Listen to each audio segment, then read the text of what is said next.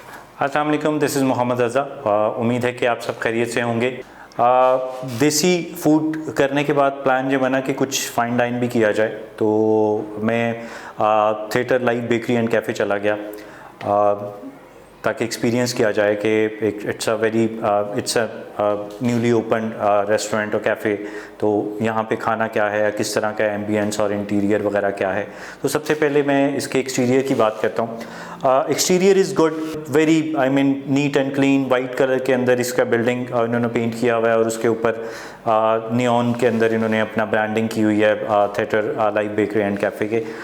उसके अलावा अगर हम एक्सटीरियर की बात करें तो exterior is also very good. Soft and dim lights वजह से एक अच्छा फील आता है जब आप एंटर होते हैं। लेकिन मैं ज़रा थोड़ा सा इस हक़ में हूँ कि लाइट ज़रा थोड़ी सी ब्राइट होना चाहिए ताकि आपको एक अच्छा फील आए। ये मेरा अपना पर्सनल ओपिनियन है। इंटीरियर में आपके पास जो चेयर्स, जो आप जैसे ही एंटर होते हैं आप एक क्या कहते हैं, एक पैसेज सा है, वहाँ पे इन्होंने चेयर वगैरह रखी हुई हैं, कुछ प्लांट्स हैं और डिफरेंट और चीज़ें हैं। But it's a overall in general it's a very good interior as well. तो रही बात, अब हम मेन्यू का जिक्र कर लेते हैं।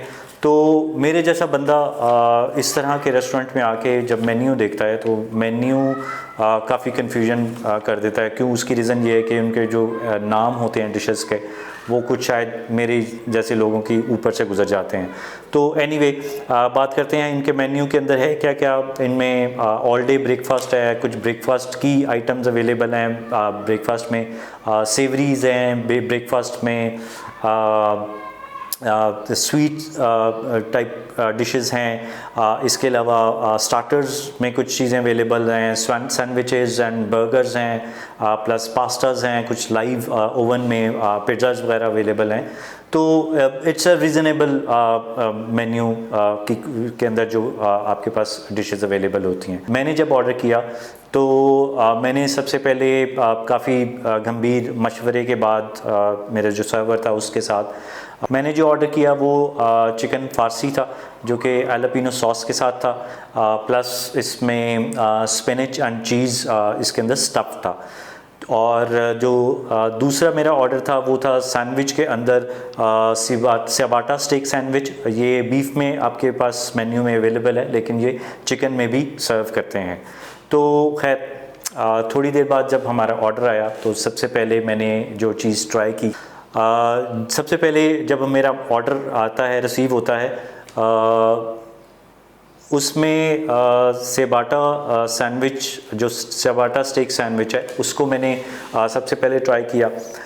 उसमें it was a very not कोई क्या कहना चाहिए कि डिस्कशनेबल या डिबेटेबल उसके अंदर कोई बात नहीं थी। कोई ऐसी कोई हाई फाई टाइप की कोई चीज़ नहीं थी कि जिससे जैसे कोई वाओ फैक्टर आ जाता हो, आपका एक बाइट लें और कोई वाओ फैक्टर आता हो। Yes, it was a very different, it's in a long soft bread के अंदर था। बट उसका जो सॉस, उसकी जो सॉस भी थी, उन्होंने मुझे सेपरेट भी दी सॉस दी थी ताकि मैं वो सॉस सेपरेटली टेस्ट कर सकूं।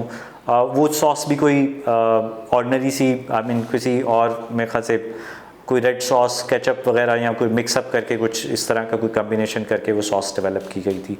तो इट्स लाइक ओकेश मेरे लिए वो था। अब दूसरी जो हमारी डिश थी chicken Farsi, that should be that comes in with salad leaves थे इसके अंदर सॉर्टेड वेजिटेबल्स थी और इसके अलावा बेबी पोटैटोज़ थे जो कि साइड्स में इसके साथ आपको अवेलेबल होते हैं। एक चीज़ जो इस डिश में जो मुझे इशू आया वो ये था कि इसमें स्पिनच और चीज़ का लिखा हुआ है कि जी आपको डिश के अंदर ये इसकी रेसिपी के अंदर शामिल है। लेकिन जब मैं कट कर रहा था तो इत्तेफाक से वो जब साइड मेरी ओपन हुई तो मैंने देखा कि वो स्पिनच का दूर दूर तक कोई नामो निशान नहीं था।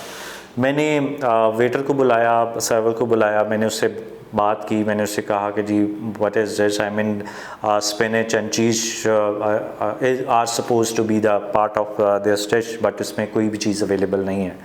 The staff is very courteous, बहुत ज़बरदस्त, प्रॉम्प्ट, कर्टियस, एक्सीलेंट। सर उसने कोई दूसरी बात किए बगैर कहा कि शायद नहीं सर ये कोई रेसिपी ऐसी होगी, बट एनीवे अगर आपको पसंद नहीं है तो मैं चेंज करा लेता हूँ। अब जब मेरे सामने मेरा ऑर्डर चेंज होके जब नया चिकन फारसी आया है या मेरी रीडू होके जब मेरी डिश आई है, तो वो तो जो ओरिजिनल चिकन फारसी था जो मेरे सामने फ़र्स्ट टाइम प्लेट में आया था, apart from the stuff cheese and spinach, वो बिल्कुल उसका लुक ही चेंज हो चुका हुआ था। लुक क्या चेंज हुआ था, सबसे पहले उसके अंदर चीज़ इतना स्टफ़ कर दिया हुआ था कि वो दैट वाज ऊजिंग आउट। उसके बाद जो पूरी सॉस थी, जो वाइट सॉस थी, वो गालिबन उन्होंने उस स्पिनच की ही वाइट सॉस, आई मीन एलोपिनो तो कहीं ख़त्म, कोई ज़िक्र ही नहीं था उसका, तो वो कोई स्पिनच की ही सॉस बन गई हुई थी।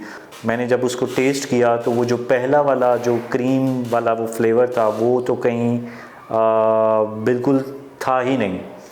तो इन शॉर्ट के जी वो जो मेरी चीज़ थी वो बिल्कुल यू कैन से डैट वो तबाह वो बर्बाद हो चुकी हुई थी।